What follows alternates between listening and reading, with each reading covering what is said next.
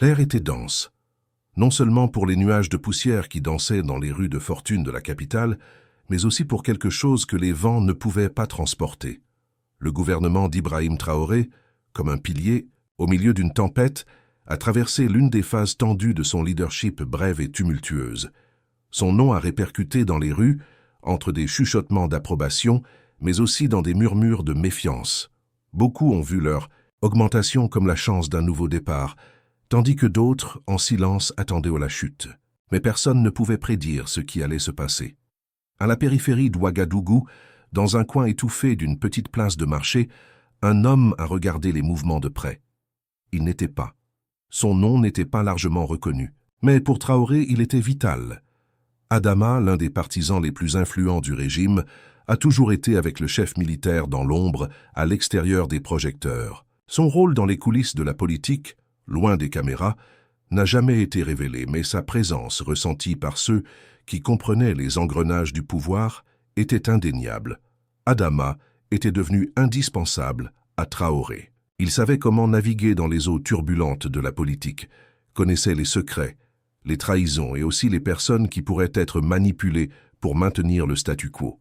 Sa loyauté, ou du moins, ce que tout le monde croyait. Être sa loyauté semblait inébranlable, et cela suffisait à Traoré de lui faire confiance, même si les deux avaient un pacte silencieux et rien ne dit sur les limites de cette confiance. Mais derrière cette façade de fidélité, quelque chose changeait. Un silence croissant a repris Adama, comme si quelque chose, un plan caché, était comploté. Il s'est éloigné physiquement et mentalement des réunions régulières avec Traoré. Les mots entre eux, autrefois chargés d'intensité et de but, devenaient de plus en plus courts et vides. Quelque chose s'estompe dans l'ombre, quelque chose qu'Adama ne voulait pas, mais je savais que je devais le faire. Ce matin-là, une petite note a été remise à un intermédiaire, quelqu'un qui savait comment contourner ses yeux. « Je trouve à 16 heures, à l'endroit convenu », a été écrit sans autre explication. Adama ne se souciait pas des détails, le message était clair. Il savait où il allait, savait ce qu'il allait faire. Et plus important encore, je savais que la réaction de Traoré serait imprévisible. À ce stade, Adama savait que sa décision n'avait pas de retour. Il avait été l'un des piliers de la montée du régime de Traoré, mais maintenant un voile de doute l'a consommé. Qui l'avait convaincu? Qui avait planté la graine de la trahison dans votre esprit? C'était peut-être la peur du propre pouvoir de Traoré, le pouvoir qui tôt ou tard le consommerait également. Ou peut-être que c'était quelque chose de plus simple, la peur de l'isolement. La peur d'être juste un autre pion jetable dans un jeu où seul le leader, le commandant, prévaudrait. Pendant ce temps, Traoré s'est préparé à une autre réunion cruciale, une de celles qu'il savait qu'il pouvait tout changer. Son regard, attentif sur la situation politique, semblait infaillible. Rien ne semblait échapper à sa perception vive, mais même les dirigeants les plus astucieux ont leurs points aveugles. Et ce qu'Adama allait faire serait l'une de ces surprises perfides, une fente que même Traoré n'avait pas prévue. Lorsque l'horloge a finalement marqué à 16 heures, Adama a approché l'endroit convenu, un entrepôt abandonné simple à la périphérie de la ville. L'endroit semblait parfait pour les rencontres discrètes, loin des yeux curieux. Il prit une profonde inspiration et entra, les marches faisant écho dans le vide. À l'intérieur, il n'était pas seul. Assis à la table, une silhouette familière l'attendait. « Vous êtes finalement arrivé », a déclaré la silhouette sans le lever les yeux. C'était Ibrahim Traoré. Adama s'arrêta à la porte un instant, ses yeux fixés sur le chef. L'air semblait plus lourd maintenant, un poids croissant qu'il ne pouvait plus ignorer. Il entra lentement, fermant la porte derrière lui. « Il n'y a pas eu de retour. Je savais que ça viendrait », a déclaré Traoré, la voix basse et contrôlée, mais avec une intensité qui a traversé la pièce. Il n'a pas été surpris, pas encore. La surprise viendrait plus tard. Adama s'assit, ses yeux évitant ceux de Traoré. Il a essayé de cacher la tension qu'il ressentait, mais ses nerfs étaient sur la fleur. Que diriez-vous? Que feriez-vous? La trahison était sur le point d'être révélée, et il savait qu'il n'y avait aucune excuse qui pourrait soulager le poids de ce qui allait se passer. « Tu sais pourquoi je suis ici ?» commença Adama, essayant de contrôler sa voix. Mais c'était difficile. Il sentait que sa gorge était sèche, comme si chaque mot était un fardeau insupportable. Traoré le regarda finalement, ses yeux pénétrants cherchant des réponses selon les paroles d'Adama. Il y avait quelque chose de différent dans ce look. Ce n'était pas une surprise. C'était une compréhension. Il savait que quelque chose allait se passer, quelque chose qu'il ne pouvait pas s'empêcher. La réaction de Traoré serait décisive, et au fond d'Adama savait que les conséquences seraient bien plus qu'il ne pourrait l'imaginer. « Parlez », dit Traoré, et sa voix était maintenant chargée d'un calme effrayant. Que dirait Adama? Était-il prêt à affronter quoi que ce soit, ou serait-ce la dernière fois qu'il parlerait au chef? Adama hésita un instant, son cœur battant plus vite qu'elle ne devrait. La pièce, une fois simulée, était maintenant pleine d'un poids invisible, quelque chose de dense et poignant qu'il ne pouvait pas repousser. Le silence semblait crier, comme si tous les vents du désert s'y étaient concentrés sur un point. L'odeur du vieux bois et de la poussière d'entrepôt mélangée à la sueur d'Adama. Sa respiration était dissipée, comme si la tension était palpable, une pression presque physique contre sa poitrine. Traoré, en revanche, est resté immobile. Ses yeux fixés sur Adama ne clignotent pas. Rien ne semblait le secouer. Il avait déjà fait face à tant de rebondissements, tant de menaces et de trahisons que ce moment ne semblait pas inhabituel. Il savait, au fond, que ce qui se passait était maintenant inévitable. Quelque chose en lui avait déjà compris la trahison, mais il ne voulait pas montrer de faiblesse. Pas encore. Enfin, Adama prit une profonde inspiration et, avec une voix rauque, murmura « Je ne peux plus continuer. Les choses ont changé, Ibrahim. Les promesses, les accords. Je ne peux plus vous faire confiance. » Les mots sont sortis de sa bouche comme un poison amer, chacun plus difficile de syllabes que le précédent. Il combattait quelque chose en lui, quelque chose qu'il ne savait pas si c'était de la peur ou du regret, mais il savait qu'il ne pouvait pas y retourner. Il parlait maintenant comme s'il se libérait d'un poids invisible, même s'il s'enfonçait, en réalité dans une spirale d'incertitude. Traoré, en entendant cela, n'a montré aucun signe de surprise. Il a simplement observé, avec un calme presque déconcertant. Les secondes semblaient traîner, mais il ne s'est pas dépêché de répondre. Il n'y avait pas de hâte.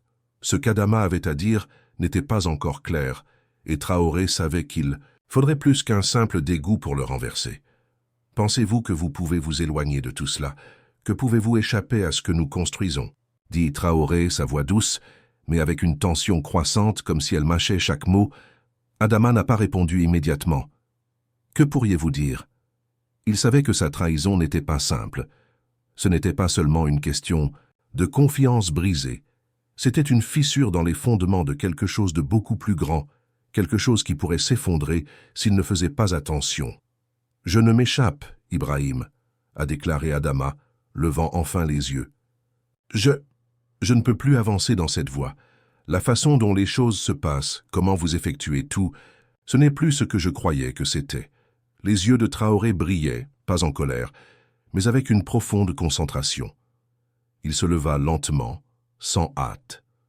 La tension dans la pièce a encore augmenté, palpitant maintenant dans chaque mouvement. Le chef s'est dirigé vers la fenêtre, où il est resté un certain temps à regarder le paysage externe, ou peut-être qu'Adama pensait qu'il donnait le temps d'analyser la situation. Peut-être qu'il se demandait quelle serait la meilleure réaction. « Pensez-vous que la loyauté est quelque chose qui se dissout si facilement ?» demanda Traoré sans tourner son visage vers Adama. « C'est ce que pensez-vous de moi ?» La question était simple, mais elle portait un poids écrasant. Adama ne savait pas à quoi répondre. Il a ressenti la chaleur de sa décision de peser encore plus sur ses épaules, comme si son propre air était devenu plus épais. Il avait anticipé tant de réponses, mais aucun d'entre eux ne ressemblait à ce qui se passait maintenant. Traoré se tourna lentement, ses yeux fixés sur Adama avec une intensité qui semblait traverser son âme. « Croyez-vous vraiment que je ne savais pas, Adama? Je ne savais pas ce qui se passait dans l'ombre? Que je n'ai pas vu votre trahison se former comme une tempête lointaine ?» Les mots coupent comme une lame tranchante. Adama sentit un frisson dans sa colonne vertébrale. La vérité était que, à un moment donné, il savait déjà que Traoré avait soupçonné, et à ce moment il a ressenti un mélange de honte et de désespoir. Il ne savait pas comment réagir. L'homme devant lui, le chef, était plus astucieux qu'il ne l'avait imaginé. « Je vous ai donné tout ce que vous vouliez, Adama », continua Traoré. sa voix la plus basse maintenant, mais pas moins chargée. Vous vouliez pouvoir, vous vouliez influencer, et je vous ai donné tout cela. Je vous ai protégé des ombres. Qu'est-ce que vous pourriez vous détruire? Et maintenant vous me trompez. Vous trompez-vous à cause des craintes, insécurité? Adama avala dur. Chaque mot de Traoré semblait avoir un effet multiplicateur. Il a estimé que le chef ne remet en question sa loyauté. Il remettait en question sa propre humanité. « Je n'ai pas plus de raison », murmura Adama, plus pour lui-même que pour Traoré. « Je ne suis plus qui tu penses que je suis. » Traoré observa en silence, alors qu'Adama semblait se briser devant lui. Chaque mot, le geste d'inconfort de chaque Adama, ressemblait plus à une pièce d'un puzzle compliqué, un réseau d'échecs et d'erreurs qu'il essayait maintenant de rassembler. Et au fond, Traoré savait que sa réaction devait être calculée. Le silence entre les deux semblait avoir duré des heures. C'était une attente chargée de promesses incapables, d'un avenir incertain. Et puis enfin, Traoré a approché Adama, avec des étapes lentes et délibérées. « Je comprends, Adama », a déclaré Traoré, et sa voix avait une qualité surprise qui n'avait jamais été vue auparavant. « Je comprends plus que vous ne le pensez. Je savais déjà que cela arriverait. » Adama regarda Traoré, étonné. « Vous, qu'en saviez-vous » Traoré hocha la tête lentement. « Oui, je savais. Mais ce que je ne savais pas était le moment. Et tu as fini par me dire avec tes propres mots. » La réaction de Traoré n'était pas ce à quoi Adama attendait. Il n'y avait pas de cris, il n'y avait pas de furieux affrontements. Au lieu de cela, Traoré semblait en quelque sorte plus paisible que jamais. Il savait que la trahison était une partie inévitable du jeu, une partie à laquelle il devrait affronter. Mais que viendrait ensuite?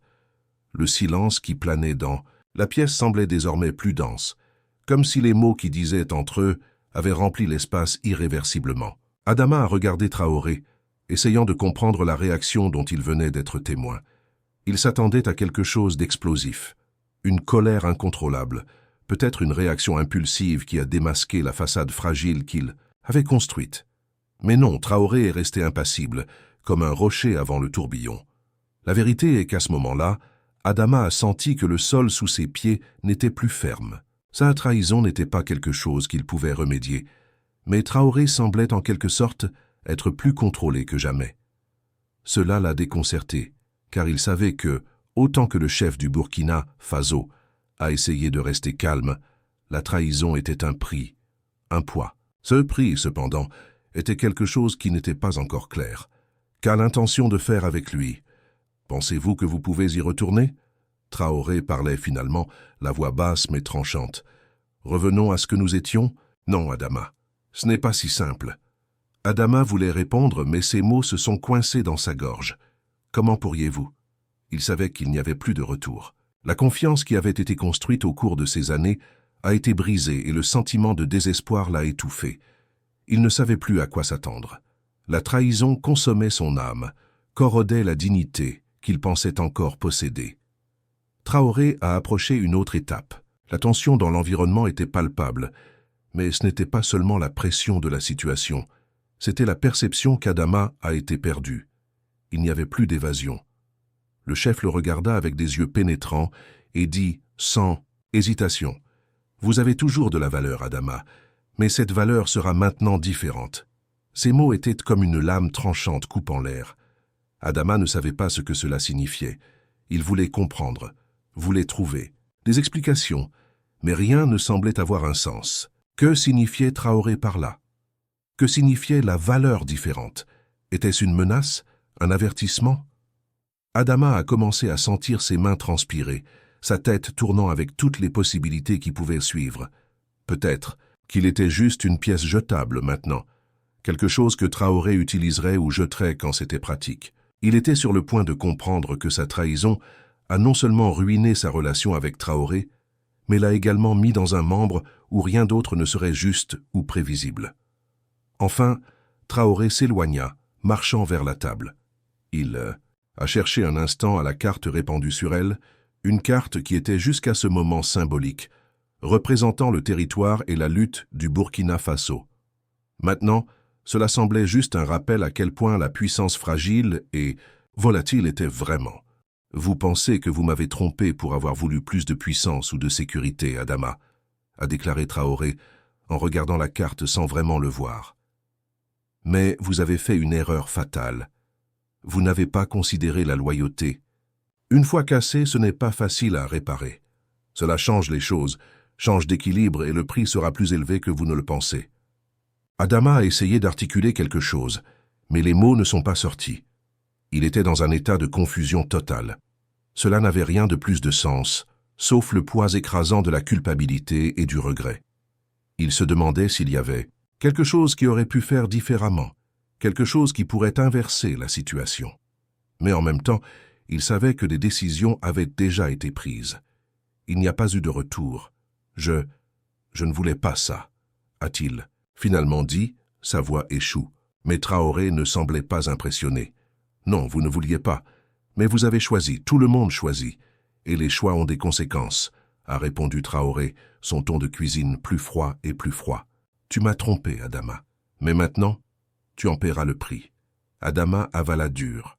Il ne savait pas ce que cela signifiait. Ce qu'il imaginait être la fin de sa trajectoire aux côtés de Traoré était de se révéler comme un nouveau chapitre. Peut-être le plus terrifiant de tous. Il ne savait pas quel serait le prix, mais il avait le sentiment qu'il serait conduit aux frontières, aux extrémités de ce qu'il pensait qu'il était possible de supporter. « Alors qu'est-ce que ça va, Ibrahim ?» demanda Adama, maintenant avec un bout de désespoir dans sa voix. « Qu'est-ce que tu vas faire de moi ?» Traoré s'est finalement tourné vers lui, l'expression froide, mais avec une légèreté que seuls les dirigeants les plus puissants peuvent transmettre. Il n'y avait pas de colère, il n'y avait pas de haine, juste une compréhension cruelle de la nature humaine, comment les jeux de puissance et de trahison étaient inévitables. « Pensez-vous que c'est à propos de vous, Adama ?» dit Traoré, presque comme s'il s'adressait à lui-même. « Ce n'est pas à propos de vous. Cela n'a jamais été à propos de vous. Il s'agit de ce que vous représentez, de ce que vous pouvez toujours dire. Je vous laisserai vivre, mais vous serez un souvenir pour tout le monde sur ce qui se passe lorsque la confiance est brisée. » Adama sentit son estomac se tourner. Il pensait qu'il serait libéré. Mais au lieu de cela, il savait maintenant que son destin serait beaucoup plus cruel. Être laissé vivre était une punition plus insidieuse que la mort. Il serait une leçon de marche, un avertissement selon lequel la trahison n'est pas restée impunie, même aux plus proches. « Maintenant, partez !» dit Traoré, la voix de commandement revenant. « Nous n'avons plus rien à discuter. » Adama se leva, ne croyant toujours pas à ce qu'il venait d'entendre. Il savait que son voyage aux côtés de Traoré était terminé. Mais l'incertitude de ce qui suivrait après qu'il l'accompagne jusqu'à la fin de ses jours. Et comme il sortait, la seule chose qu'il savait à coup sûr, c'est que la guerre du pouvoir au Burkina Faso ne cesserait jamais. Cela changerait simplement d'une manière qu'il ne comprenait pas encore. Avez-vous aimé cette histoire ? Suivez les chapitres suivants de notre saga, car le voyage d'Ibrahim Traoré et de ses alliés est loin d'être terminé. Continuez à nous découvrir les conséquences de cet univers plein de rebondissements, de choix impitoyables et de la lutte éternelle pour le pouvoir. Ne le manquez pas.